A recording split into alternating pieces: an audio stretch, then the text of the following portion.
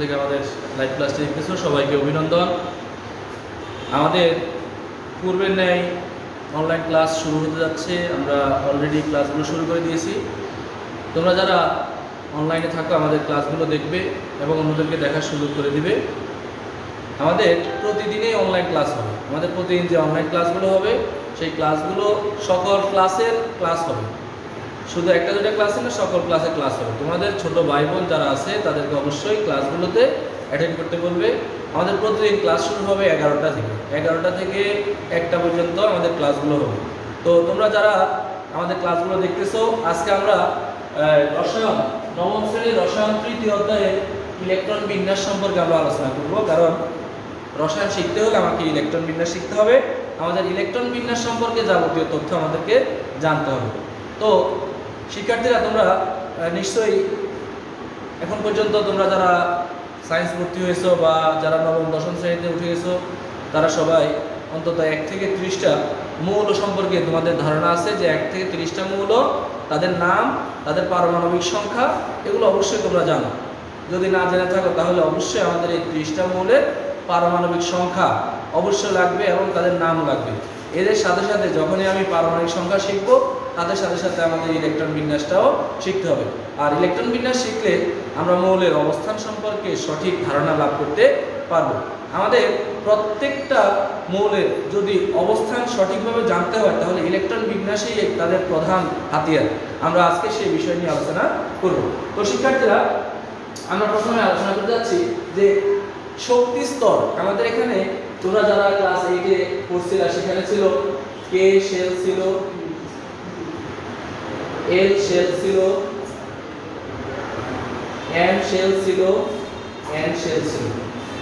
আমাদের যখন আমরা নবম দশম শ্রেণীতে উঠবো তখন শেলের পরিবর্তে আস্তে আস্তে আমাদের অরবিটালের দিকে চলে যেতে হবে। কে শেল মানে প্রথম, এল শেল মানে দ্বিতীয়, এম শেল মানে তৃতীয় এবং এন শেল মানে চতুর্থ।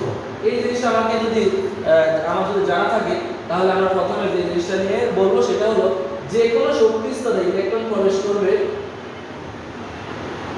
যে কোনো শক্তি স্তরে ইলেকট্রন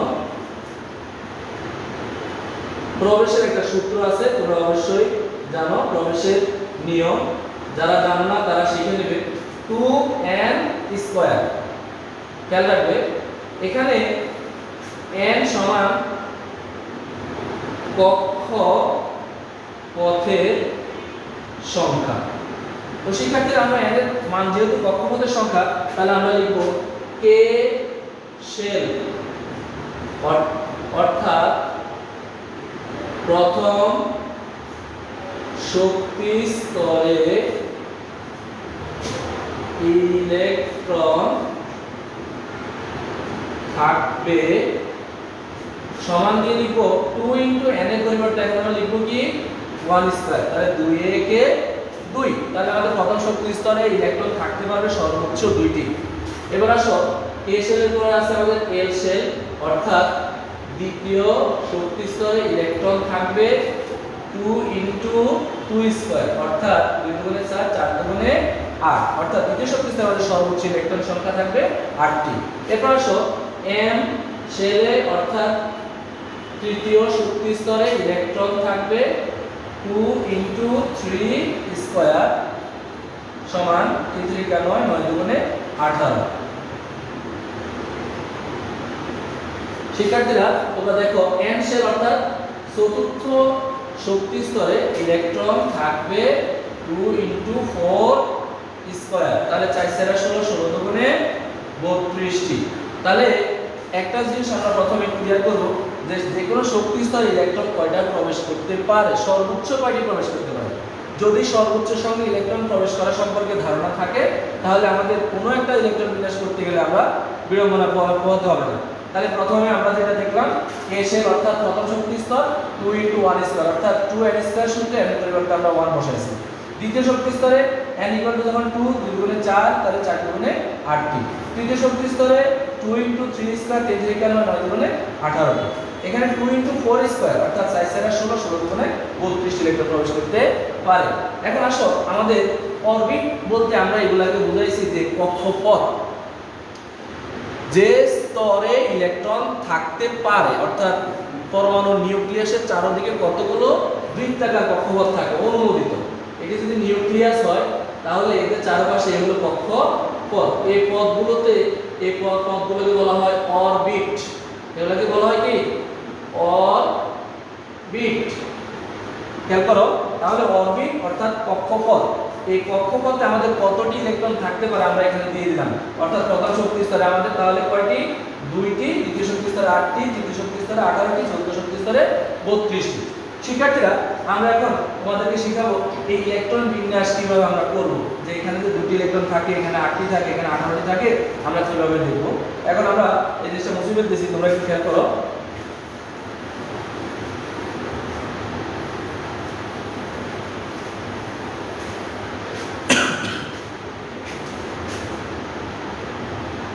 প্রথম শক্তি স্তরে উপশক্তি স্তর, শক্তি স্তর একটি, সেটা হলো 1s। খেয়াল করো শিক্ষার্থীরা, আমাদের এবার আমরা অরবিটালে ভাঙি ফেলবো। অরবিটালটা কি আমাদের মনে রাখতে হবে। যদি এগুলা হয় অরবিট আর এদের মধ্যে যে স্থানে ইলেকট্রন থাকার সম্ভাবনা সবচেয়ে বেশি, অর্থাৎ ইলেকট্রন থাকার সম্ভাবনা 99.99% যেখানে থাকবে তাকে বলা হয় অরবিটাল। তাহলে শিক্ষার্থীরা খেয়াল করো, আমাদের এগুলোকে বলা হয় কক্ষপথ বা অরবিট। আর এখানে যদি কোথাও ইলেকট্রন প্রাপ্তির সম্ভাবনা 99.99% হয় তখন তাকে বলা হবে অরবিটাল। তাহলে শিক্ষার্থীরা, আমাদের এই অরবিটাল অনুসারে আমরা লিখছি উপশক্তি স্তর। তাহলে অরবিটালগুলোকে আমরা প্রকাশ করব কি দ্বারা? s p d f দ্বারা। তাহলে শিক্ষার্থীরা, অরবিটালগুলো কি কি আমরা জেনে নিলাম? s p d f।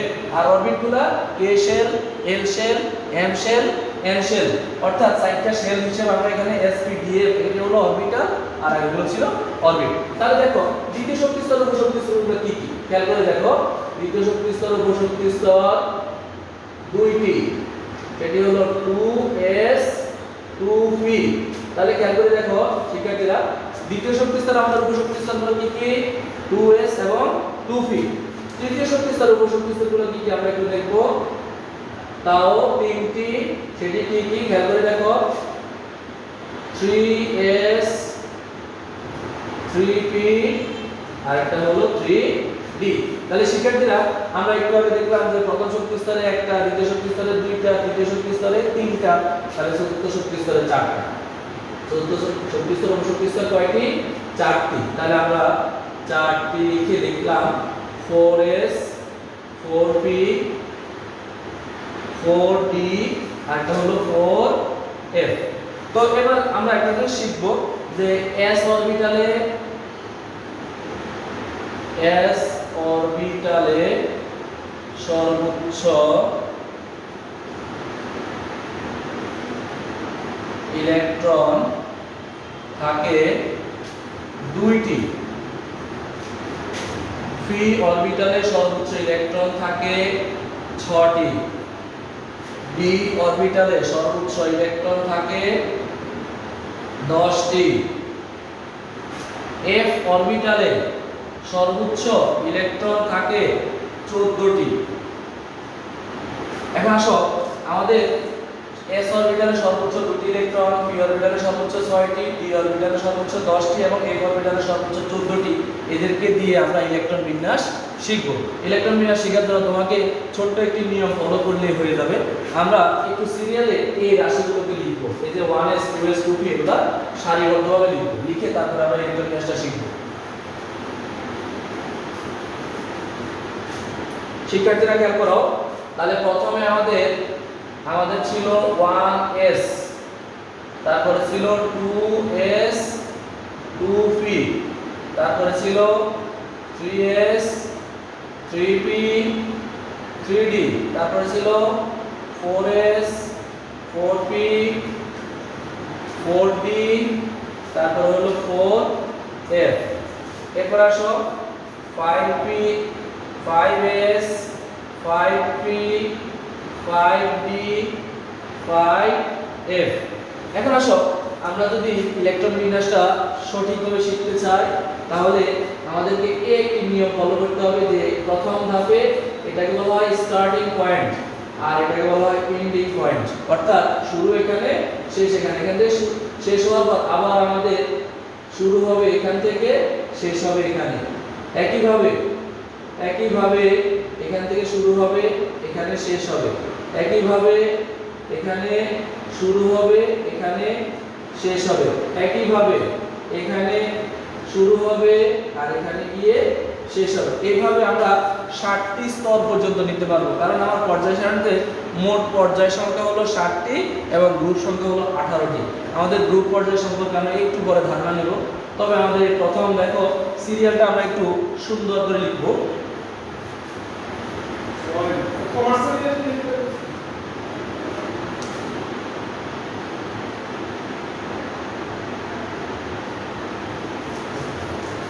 তারপরে দেখো এখানে আমরা এখন সারিবদ্ধভাবে লিখব 1s 2s 2p 3s 3p 4s 3d, তারপরে হলো কি 4s 3d, তারপরে হলো 4p, এরপর হলো 5s। আমরা আপাতত এই পর্যন্ত নিলাম আমাদের এই যে সিরিয়ালটা 1s 2s 2p 3s 3p 4s 3d 4p, তারপর হলো 5s।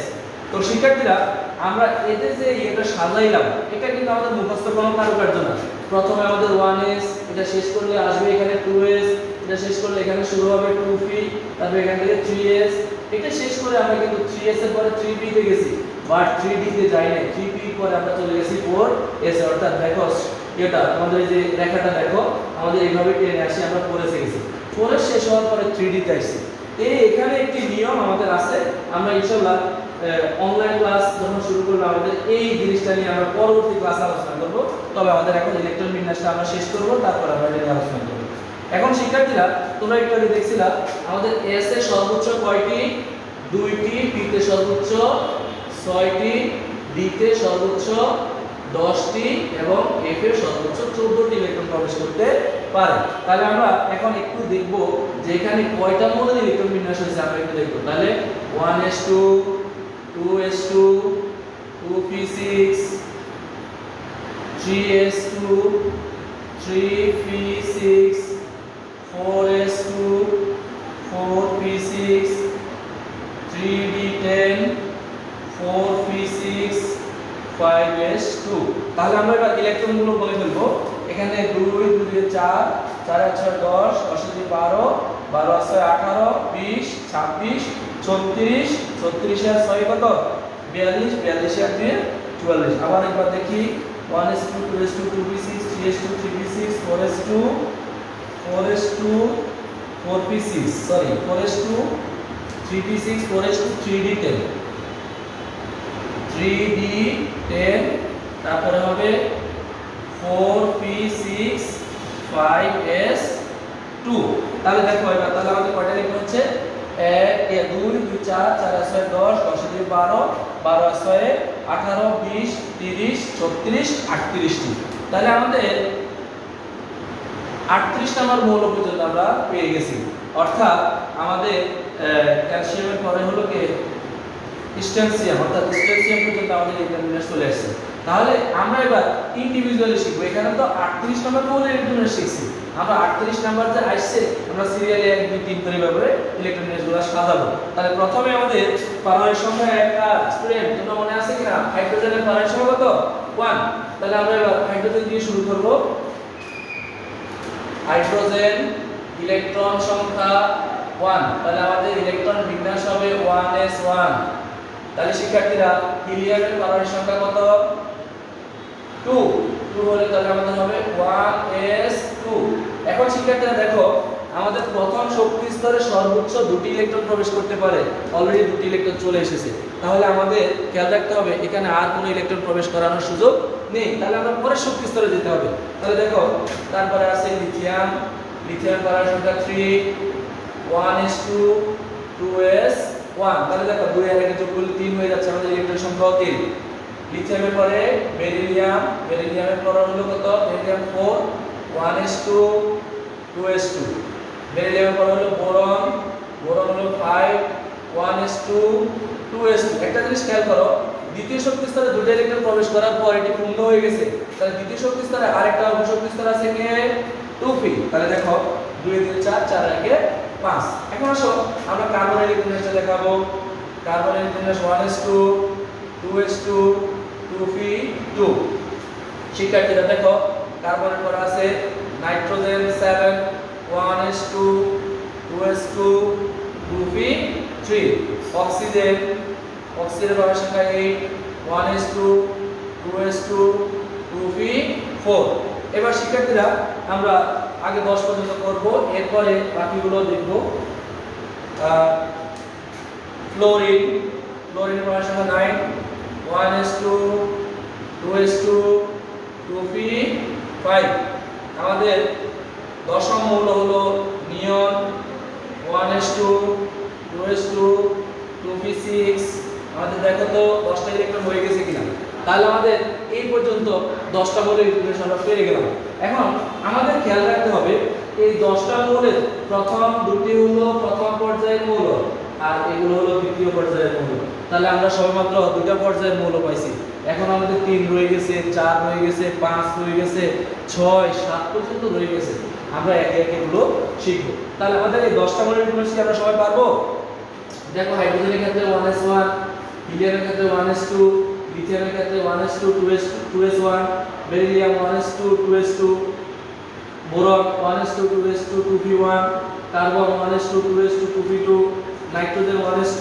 2s2 2p3 oxygen 1s2 2s2 2p4 তাহলে ইলেকট্রনগুলো যোগ করে দেখো আবার 8 হচ্ছে তাহলে শিক্ষার্থীরা আমরা আমাদের প্রথম যে কাজগুলো আমরা দেখলাম সেখানে 1 থেকে 10 ইলেকট্রন বিশিষ্ট মৌলগুলোর ইলেকট্রন বিন্যাস আমরা নির্ণয় করলাম আমরা 11 থেকে শুরু করব আজকে আমরা 20টা মৌলের দেখাবো দেখানোর পর আমরা এখান থেকে গ্রুপ পর্যায়ে নির্ণয় করাটা দেখাবো গ্রুপ পর্যায়ে যদি কেউ শিখতে পারো আশা করি আমাদের এই অধ্যায়ের এবং তৃতীয় অধ্যায় চতুর্থ অধ্যায়ের কোনো সমস্যা আশা করি থাকবে না সাথে পঞ্চম অধ্যায়ের কিছু সমস্যা সলভ হবে আসো আমরা 11 থেকে শুরু করব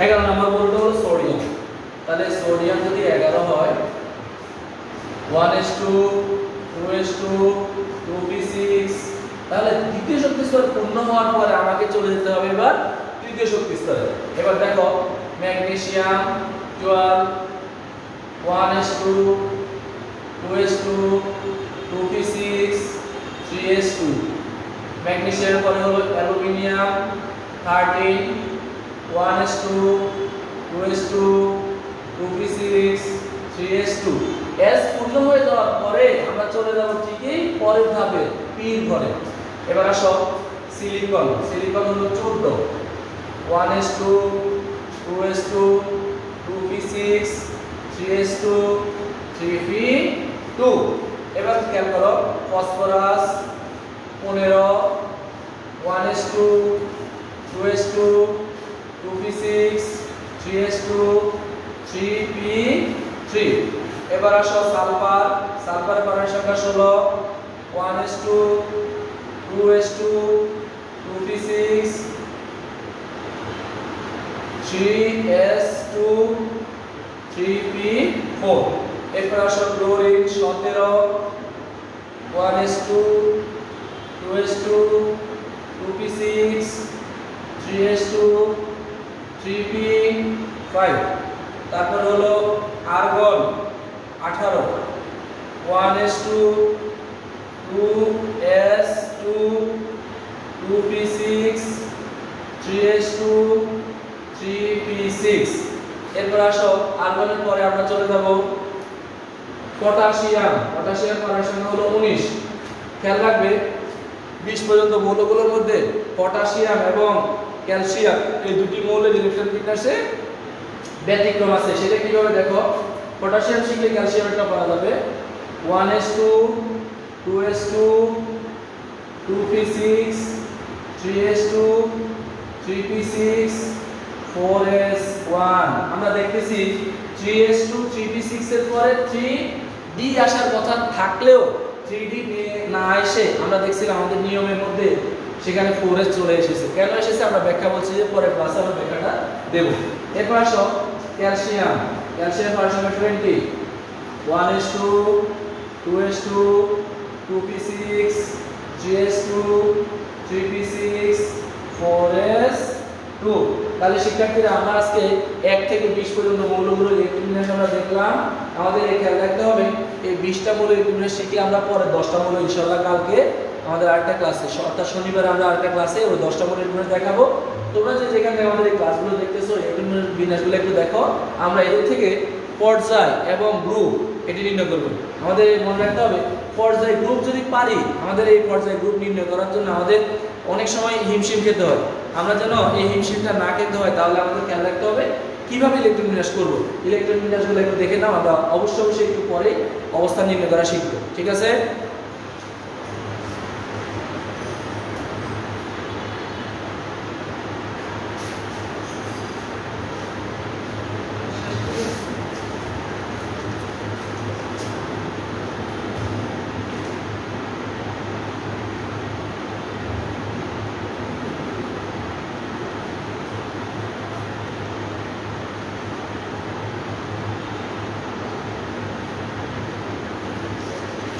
এবার আসো আমরা দুই তিনটা পদ্ধতি দেখাবো যাদের অবস্থান নির্ণয় করাটা কিভাবে করা যায় এবং অবস্থান নির্ণয় করাটা অত্যন্ত সহজ।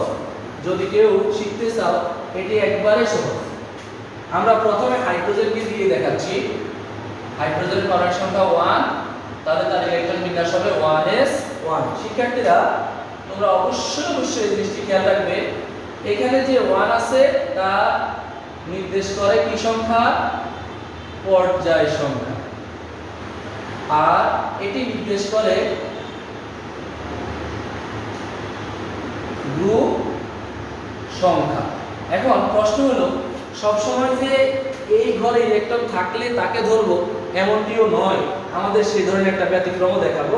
তাহলে এখানে আমাদের হাইড্রোজেনের ক্ষেত্রে পর্যায় হচ্ছে প্রথম পর্যায় আর গ্রুপ হচ্ছে গ্রুপ 1। এবার আমরা আরেকটা মৌল দেখাচ্ছি লিথিয়াম 3। লিথিয়াম 3 দিয়ে দেখাবো না, আমরা ধরো আরেকটু বড় সর দিয়ে দেখাই। ধরো আমরা বোরন 5 দিয়ে দেখাচ্ছি 1s2 2s2 2p1। শিক্ষার্থীরা অবশ্যই এটি খেয়াল রাখবে যে এখানে দ্বিতীয় শক্তি স্তরে এ একটা মৌল, দ্বিতীয় শক্তি স্তরে একটি স্তর, একটি স্তর। তাহলে দ্বিতীয় শক্তি স্তরে কয়টা স্তর? দুইটা দেখা যাচ্ছে, যে একটা হলো দ্বিতীয় শক্তি স্তরে 2s আর একটা হলো দ্বিতীয় শক্তি স্তরে 2p। যদি কোনো শক্তি স্তরে একাধিক অরবিটাল চলে আসে তবে ওই অরবিটালের ইলেকট্রনগুলো যোগ করলে হবে গ্রুপ সংখ্যা। তাহলে আমাদের এই ক্ষেত্রে এই 2 আর 1 যোগ করলে আমাদের হবে ইকুয়াল টু 3। তাহলে এখানে পর্যায় সংখ্যা হবে 2। তাহলে আমরা লিখব পর্যায় 2 আর গ্রুপ সংখ্যা এখানে 2 আর 1 যোগ করলে কত হচ্ছে? 3। এখন আসলে আমরা একটা প্লাস দিয়ে রাখলাম। আমরা একটা জিনিস সব সময় খেয়াল রাখবো, পর্যায় সারণীর বামে যে দুটি স্তর আছে এগুলো হলো s অরবিটাল, আর এখানে যে 10টা আছে এটা হলো d অরবিটাল, আর এখানে যে 6টা আছে এগুলো হলো p অরবিটাল। তো আমি যদি s থেকে p তে টপকায় যাইতে হয় তাহলে আমি এখানে 10টা ঘর অতিক্রম করে যেতে হবে। তাহলে তাদের সাথে অবশ্যই আমরা দর যোগ করে দেব। তাহলে কত হচ্ছে? তাহলে গ্রুপ সংখ্যা হচ্ছে 13। তাহলে আমরা শিক্ষার্থীরা একটু খেয়াল রাখবো যে যখনই কোনো মৌলের ইলেকট্রন বিন্যাসে শেষ ইলেকট্রনটি p তে প্রবেশ করে তখনই আমাদের সেই ক্ষেত্রে দর যোগ করে গ্রুপ সংখ্যা নির্ণয় করতে হবে। তাহলে আমাদের হাইড্রোজেনটা দেখালাম, বোরনটা দেখালাম। আমরা আরেকটি ইলেকট্রন বিন্যাস দেখাবো, সেটা হলো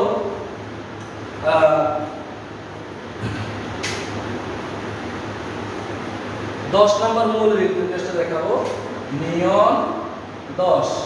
তাহলে আমাদের 10 নম্বর পরের বিন্যাসের জন্য আমাদের দাঁড়াবে কি 1s2 2s2 2p6। তাহলে খেয়াল করো দ্বিতীয় শক্তি স্তর তার মানে পর্যায় 2 পর্যায় 2 বা দ্বিতীয় পর্যায়। এখন খেয়াল করো আমাদের গ্রুপ কত হবে, খেয়াল করে আমরা দেখব এখানে ইলেকট্রন সংখ্যা 2টি, এখানে হলো 6টি, তাহলে 2 যোগ 6 ইকুয়াল টু 8। তাহলে 8 এর সাথে শেষ স্তরটা p অরবিটালে হওয়ার কারণে তার সাথে আরো 10 যোগ করলে কত হবে 18। অর্থাৎ এই গ্রুপটি হলো নিষ্ক্রিয় গ্রুপ। 18 গ্রুপের মৌলগুলোকে বলা হয় নিষ্ক্রিয় গ্রুপ। তাহলে আমরা শিক্ষার্থীরা খেয়াল রাখবো সব সময় যে যাদের শেষে p থাকবে তাদের সাথে 10 যোগ করতে হবে, আর 10 যোগ করলে তখন কি পাওয়া যাবে গ্রুপ সংখ্যা পাওয়া যাবে। এরা যে নিষ্ক্রিয় গ্রুপ আমরা এটা আরো আলোচনা করব।